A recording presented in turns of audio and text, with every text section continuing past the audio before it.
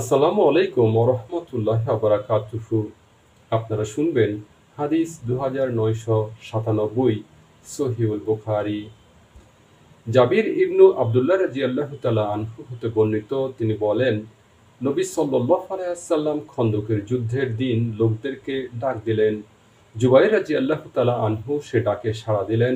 পুনরায় তিনি লোকদেরকে ডাক দিলেন। আবারও জুবাইর রাদিয়াল্লাহু তাআলা আনহু সে ডাকে সাড়া দিলেন। পুনরায় তিনি লোকদেরকে ডাকলেন। এবারও জুবাইর রাদিয়াল্লাহু তাআলা আনহু সে ডাকে সাড়া দিলেন। নবী সাল্লাল্লাহু আলাইহি ওয়াসাল্লাম বললেন, প্রত্যেক নবীর জন্য একজন বিশেষ সাহায্যকারী থাকে, আর আমার বিশেষ সাহায্যকারী হচ্ছে জুবায়র।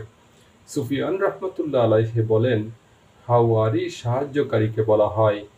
আপনারা শুনেছেন হাদিস 2997। এখন শুনবেন 2998। ইবনু উমর রাদিয়াল্লাহু তাআলা আনহু সূত্রে নবী সাল্লাল্লাহু আলাইহি ওয়াসাল্লাম হতে বর্ণিত, তিনি বলেন, যদি লোকেরা একা সফরে কি ক্ষতি আছে তা জানত, যা আমি জানি, তবে কোনো আরোহী রাতে একাকী সফর করত না। আপনারা শুনেছেন হাদিস 2998, সহিহুল বুখারী।